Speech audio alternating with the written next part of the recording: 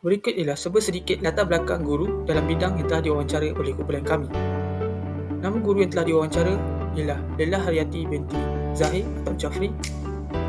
Beliau telah lahir di Teluk Intan, Perak dan telah mendapat pendidikan dalam Ijazah Sarjana Muda Sains dengan Pendidikan kelas Fizik pada tahun 2006 di Universiti Putra Malaysia. Beliau telah mengambil subjek fizik sebagai subjek yang major dan subjek matematik sebagai subjek minor. Beliau merupakan seorang guru yang berpengalaman selama 17 tahun mengajar subjek fizik dan matematik dalam tingkatan 4 dan 5. Seterusnya, berikut merupakan sedikit latar belakang untuk guru luar bidang yang telah diwawancara oleh kumpulan kami. Guru tersebut bernama Ainul Iliani binti Abdul Aziz. Beliau telah lahir di Royal Berkeley Hospital of Reading, Berkshire, England. Beliau telah melanjutkan pelajaran pada peringkat Bachelor of Education Teaching English Second Language TESOL pada tahun 2010 di Universiti Pendidikan Sultan Idris. Subjek English merupakan subjek major yang telah beliau ambil di UPSI dan subjek Literature merupakan subjek minor yang telah beliau ambil. Beliau merupakan seorang guru yang berpengalaman selama 14 tahun mengajar subjek Bahasa Inggeris untuk tingkatan 1, 2, 3, 4 dan 5. Okey, baiklah. Insan lagi dengan insan profesional umum, di mana ini diberi pendapat oleh Cikgu Iliani yang merupakan cikgu bahasa Inggeris. Okey, baiklah. Akibat pertama adalah guru itu haruslah seorang yang serba boleh atau versatile. Okey, di mana guru yang versatile ini sangat penting sebab pada zaman sekarang pun kita boleh nampak dalam pendidikan dalam tahun-tahun akhir ini pendidikan ini berubah dengan secara drastik dan pelbagailah. Jadi oleh itu seorang guru ini dia harus cepat beradaptasi supaya guru ini dapat menjalankan kelas itu sesuai dengan keadaan semasa. Sebagai contoh, pada sebelum ini berlakunya pandemik COVID-19 coronavirus. Oleh itu guru-guru terpaksa membuat kelas secara maya, online, secara maya atas talian. Oleh itu guru tersebut haruslah cepat beradaptasi agar dapat menyampaikan ilmu mereka dan pengajaran mereka dengan jelas dan baik. Okey, untuk seterusnya akibat guru adalah berwawasan. Okey, Cikgu Iliani juga menyatakan bahawa seorang guru haruslah menetapkan misi dan visi. Hal ini demikian kerana guru Iliani percaya bahawa guru yang mempunyai visi dan visi ini mereka akan bertindak dan berfikir lebih rasional dan dapat merancang strategi yang lebih baik kerana diorang mempunyai tujuan dan matlamat sepanjang kerjaya mereka. Oleh itu mereka akan lebih berhati-hati dalam merancang dan berfikir melakukan sebarang tindakan sebelum melakukan sebarang tindakan. Okey, baiklah. Untuk yang ketiga, guru juga haruslah mempunyai sikap berdedikasi. Cikgu Iliani menyatakan bahawa guru ini mempunyai banyak tugas berbagai, daripada mengajar, mungkin mengurus penatia subjek, menjadi pengantara antara ibu bapa dan pihak sekolah. Oleh itu guru ni haruslah mempunyai dedikasi tinggi, di mana dedikasi tinggi ni guru ni boleh memikul komitmen mereka atau memikul tanggungjawab dengan lebih semangat dan lebih yakin dan dapat menjalankan tugas itu dengan baiklah. Dan akhir sekali adalah efisien. Cikgu Iliani percaya bahawa guru ni mempunyai tanggungjawab untuk menyebarkan maklumat atau ilmu kepada murid-muridnya. Kita tahu sekarang zaman mempunyai zaman moden yang sangat hebat dan maklumat atau ilmu kita dapat akses di mana-mana, di hujung jari. Jadi jika guru ni tidak efisien dalam memberi maklumat, bukankah murid lebih senang mendapatkan maklumat daripada internet? Oleh itu guru haruslah lebih efisien dan dapat menyebarkan maklumat dengan betul dan tepat kepada pelajar.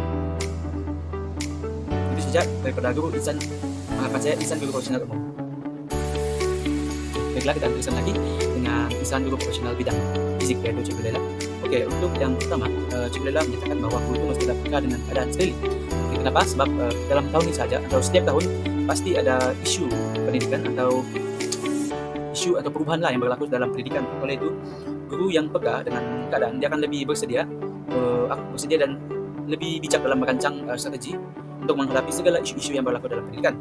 Okey, selain itu Cikgu Laila juga menyatakan bahawa sikap kerjasama juga penting ada pada dalam guru kerana guru ini bukan saja berurusan dengan pelajar, tetapi mereka juga akan berurusan dengan ibu bapa, pihak sekolah, pihak atasan dan rakan sejawat mereka.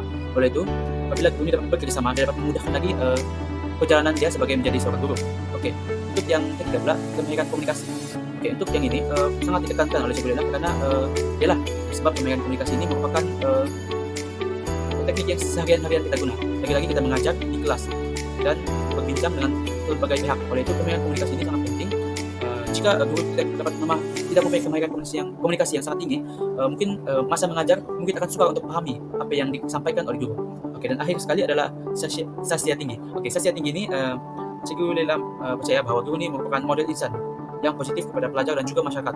Oleh itu, guru yang mempunyai sastia tinggi ini selalu akan menunjukkan sikap-sikap yang baik. Bukan saja dapat mengajar pelajar itu secara ilmiah, tapi dapat juga mengajar pelajar itu adab secara tersiratlah, di mana guru itu menunjukkan sikap baik mereka agar pelajar dapat tirulah sikap guru tersebut. Jadi oleh itu guru juga harus mempunyai sastia yang tinggi, dan itu adalah atribut daripada Cikgu Lela. Okey, seterusnya kita akan pergi kepada persamaan atribut antara guru dalam bidang fizik dan guru luar bidang fizik. Okey, baiklah. Seterusnya kita akan pergi ini berikut adalah persamaan atribut antara guru dalam bidang dan luar bidang fizik. Terdapat 4 persamaan, iaitu dedikasi, efisien, peka dan penghormatan. Secara ringkasnya, dari segi dedikasi adalah tugasan yang diberikan haruslah kualiti dan mutunya tinggi dan dibuat dengan baik. Dan dedikasi iaitu seorang guru tak boleh berharap sangatlah kepada pelajar datang dengan apa yang diimpikan. Yang kedua, efisien dari segi perancangan. Guru adalah pemberi maklumat. Jadi maklumat yang diberikan haruslah dirancang dan ditapis dan dilontarkan dengan baik supaya jelas. Yang ketiga adalah peka dari segi keadaan sekeliling, dari sudut pelajar dan dari sudut perubahan dasar dan posisi kerajaan. Yang keempat adalah penghormatan. Imej seorang guru, sastia mestilah kena tinggi, perkelakuan dan tabiat mestilah tinggi. Manakala dalam ramah, dalam hubungan yang baik, haruslah ada sempadan yang membezakan kita guru dan pelajar. Baiklah, seterusnya kita akan pergi kepada perbezaan antara guru dalam bidang dan guru luar bidang. Okey, terdapat 4 perbezaan antara guru dalam bidang dan guru luar bidang. Guru dalam bidang, Cikgu Lela menekankan 4, iaitu kreatif. Seorang guru fizik adalah kreatif, analytical, ingin tahu dan optimis. Okey, kreatif dari segi bahan PDPC, bahan BBM atau ABM. Mestilah menarik supaya pelajar rasa rasa tertarik untuk belajar dengan kita. Yang kedua adalah analytical. Seorang guru fizik mestilah buat kajian untuk mengetahui trend-trend, topik-topik mana yang pelajar menghadapi kesukaran untuk belajar. Yang ketiga adalah ingin tahu, sentiasa up to date dengan perubahan semasa berkenaan dengan ilmu fizik, dan kena sentiasa belajarlah supaya ilmu asas fizik itu kuat. Kena, orang Cikgu Lela katakan, kena lebih pandai daripada pelajar. Yang keempat adalah optimis. Seorang guru fizik haruslah sentiasa berfikiran baik terhadap pelajar dia. Mungkin ada setengah pelajar yang tidak mahir atau laju tangkap pembelajaran tersebut. Oleh kerana itu, seorang guru tidak boleh bertanggapan buruk. Ketika mungkin pelajar itu malas ke apa ke, tapi kan sentiasa positif. Okey, dia mungkin cuba mungkin menghadapi kesukaran. Baiklah, dapat disimpulkan bahawa dua-dua guru yang kami wawancara ini, iaitu Cikgu Liliana dan juga Cikgu Lela, mempunyai atribut-atribut guru yang ditekankan dalam model IGP Universiti Pendidikan Sultan Idris, iaitu penyayang, kolaboratif, kreatif dan inovatif, dan juga adaptif. Saya ingin berkongsi sedikit refleksi berkenaan wawancara yang telah kumpulan kami lakukan. Pertama, atribut guru yang dapat ditekankan ialah kebolehan bersikap versatile sangat penting dalam menghadapi perubahan kurikulum dan keperluan pelajar. Guru harus fleksibel dan inovatif, terutama dalam mengintegrasikan teknologi seperti platform digital untuk menjadikan sesi pembelajaran lebih menarik dan berkesan. Yang kedua, guru haruslah mempunyai visi dan misi yang jelas, membantu guru merancang pengajaran dengan lebih mudah dan menjadikan aktiviti kelas menarik serta dapat mencapai objektif pembelajaran dengan lebih mudah. Dan yang ketiga, kemahiran bekerjasama dengan guru yang lain. Terutamanya guru yang lebih senior membolehkan perkongsian idea dan pengalaman untuk meningkatkan keberkesanan pengajaran. Okey, saya teruskan lagi dengan refleksi diri. Okey, apa yang saya dapat sepanjang wawancara ini bersama Cikgu Lela dan Cikgu Iliani, yang pertama adalah bijak dalam pelbagai kemahiran. Okey, bijak dalam pelbagai kemahiran ini, kita boleh nampak guru ni dia bukan saja mengajar, tapi dia melakukan pelbagai tugas. Oleh itu, dan selain itu juga kita tahu setiap tahun pasti ada berbagai jenis generasi, daripada sifat, daripada kelakuan dan tabiat.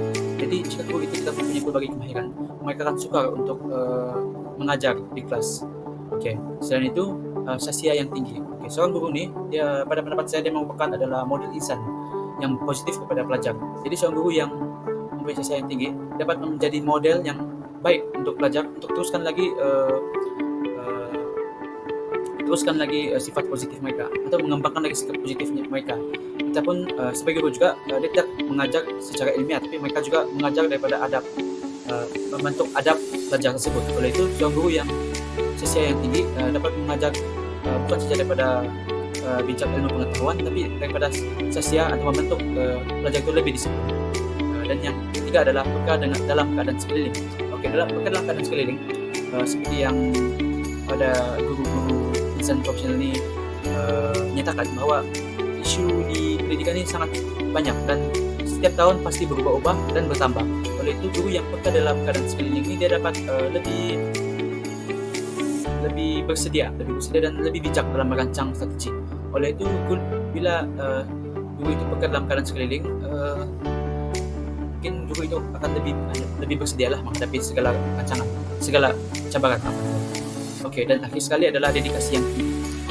Saya yakin bahawa seorang guru ini mempunyai pelbagai tugas-tugas dan tugas mereka itu tidak sahaja di sekolah, tapi mereka akan bawa sampai ke rumah mereka. Jadi oleh itu saya yakin guru yang mempunyai dedikasi yang tinggi, mereka tidak akan cepat mengalah, tapi malah mereka akan bersemangat untuk meneruskan karier mereka sebagai, maksudnya kejayaan mereka sebagai guru. Oleh itu ini adalah sifat-sifat atau ciri-ciri lah yang saya nampak seorang guru profesional itu mesti ada. Itu daripada saya. Terima kasih.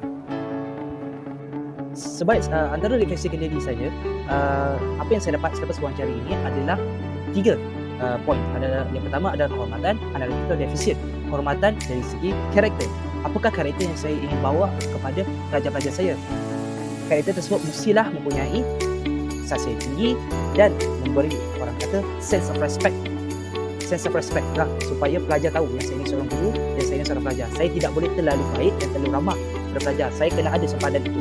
Yang kedua adalah analytical. Seorang guru mestilah buat kajian untuk memahami berkenaan dengan tabiat ataupun kekurangan ataupun trend-trend pelajar semasa lah di sekolah itu. Yang ketiga adalah efisien. Saya sejujurnya bukan orang yang merancang, tapi saya lihat profession ini perlulah membuat perancangan yang baik supaya pembelajaran yang saya ingin laksanakan dilakukan dengan baik. Itu saja. Terima kasih. Baik, antara refleksi yang saya dapat sepanjang saya melaksanakan wawancara insan guru profesional ini, yang pertama adalah seorang guru itu hendaklah mempunyai sikap mampu beradaptasi dengan segala perkara yang berlaku. Yang kedua, seorang guru itu hendaklah mampu untuk berkomunikasi dengan baik, terutama apabila berurusan dengan pelbagai pihak. Yang pertama, saya terangkan yang pertama, seorang guru itu bolehlah beradaptasi, tentunya kerana seorang guru ini dia menyandang bukan hanya tugas untuk mengajar sahaja, tetapi dia mengandung tugas pelbagai tugas yang lain-lain. Contohnya seorang guru dia mengandung tugas sebagai ketua panitia, ketua bidang, guru besar, penolongan dan lain-lain.